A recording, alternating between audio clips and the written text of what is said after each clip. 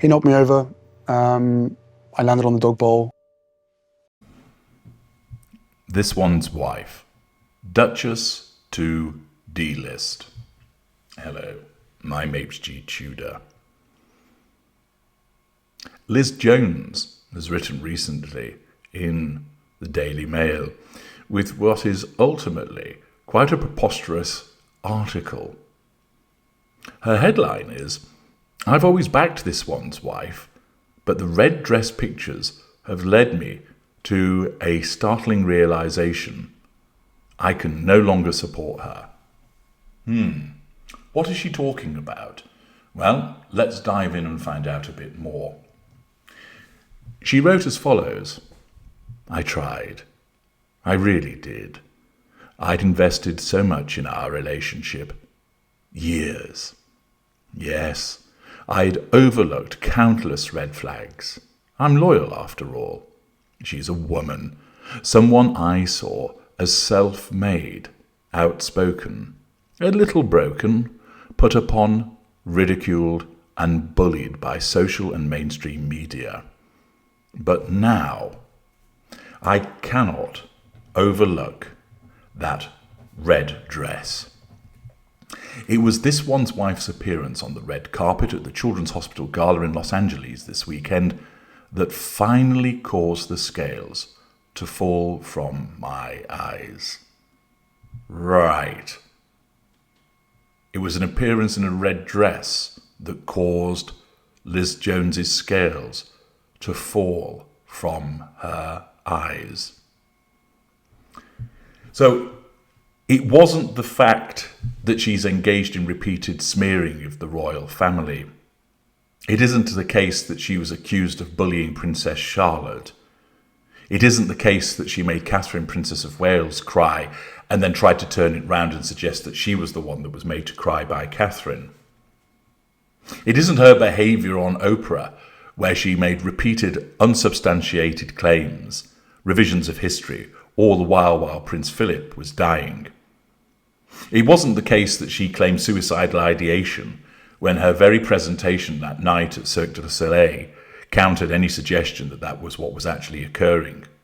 It wasn't the fact that she claimed that she wasn't provided with any support with regard to her mental health, when at the time she had access to doctors because of her pregnancy and her own husband is a mental health advocate.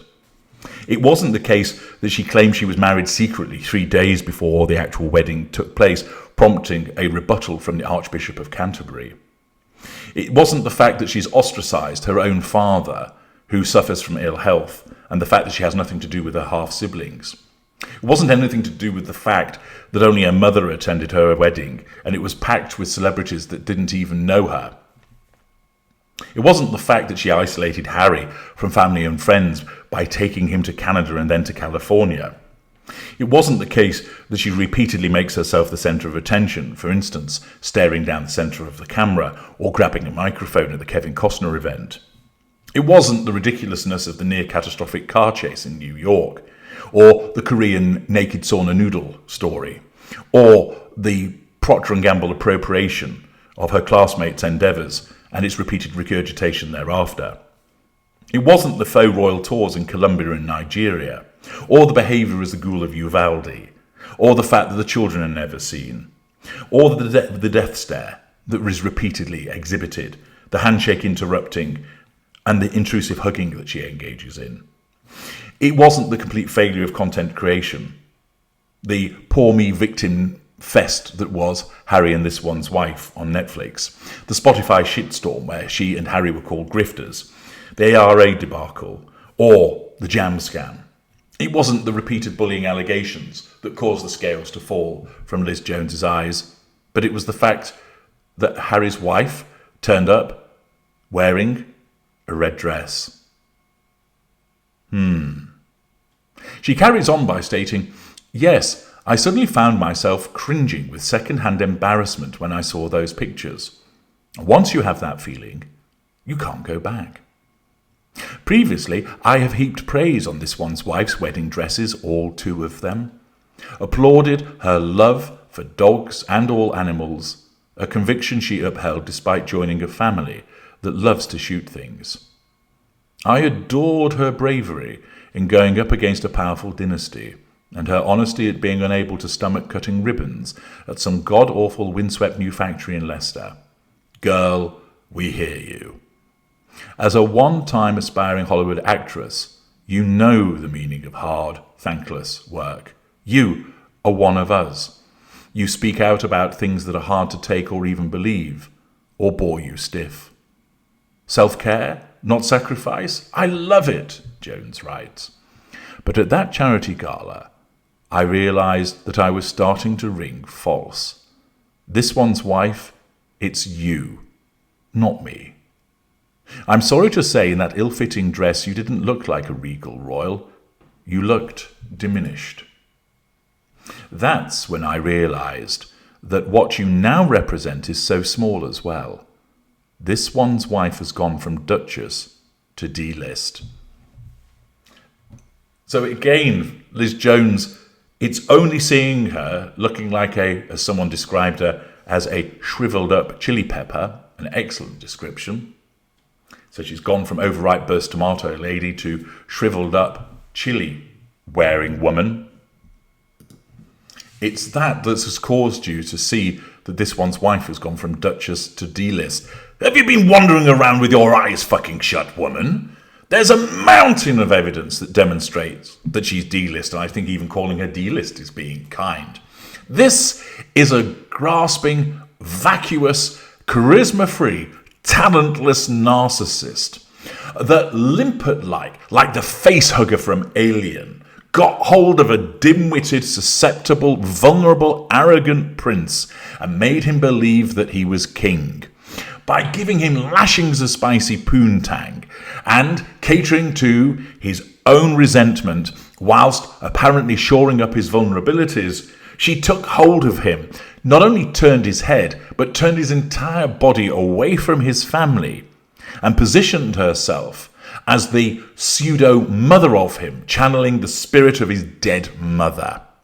She invaded every cell of Prince Harry, and in so doing, enabled herself to suddenly become noticed on an international scale. She wasn't noticed because she's a brilliant actress. She wasn't noticed because she's a fantastic entrepreneur. She wasn't noticed because she is a kind-hearted philanthropist. She isn't noticed because she does countless hours of charity work. She was noticed because she happened to marry a prince in the most famous royal family in the world. She was never a duchess other than in name. She was barely in the royal family, barely carried out any duties, and then spent most of her time slagging off the very institution which has made her prominent, demonstrating, of course, the hypocrisy of a narcissist. She wasn't D-list, she was way below that, coming from a programme that few had heard of, but of course she made it seem as if she was world-renowned as a consequence of having a small part in Suits. Let's not lose sight of the fact that she's barely on screen. It's the other characters that are the mainstay of that, which has only gone on to be demonstrated by the behaviours thereafter. But all of that is what causes Liz Jones... Oh no, none of that causes Liz Jones to say, oh, that's what caused you from go from Duchess to D-list. It's because she wore a fucking shriveled up chili pepper dress.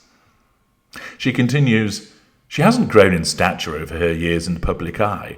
She has shrunk, as though she has been put through a hot wash. Only her eyebrows have grown.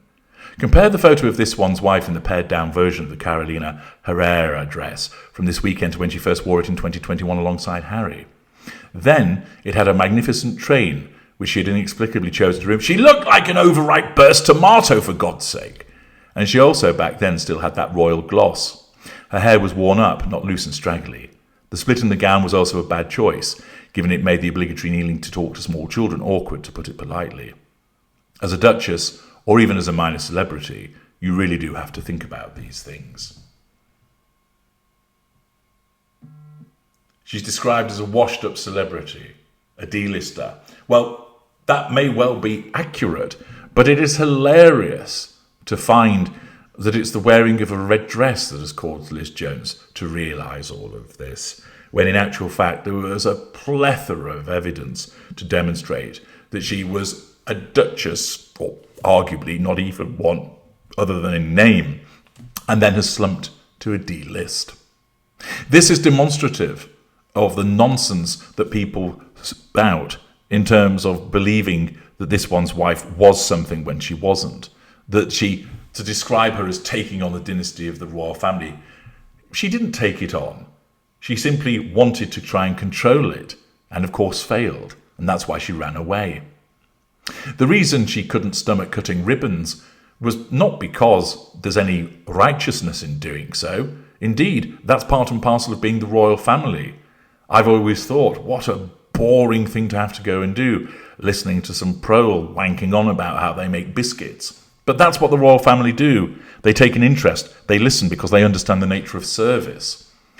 She wasn't interested because she wanted to be a celebrity. She wasn't interested because, as a narcissist, she doesn't want to put in the hard work as the type of narcissist that she is.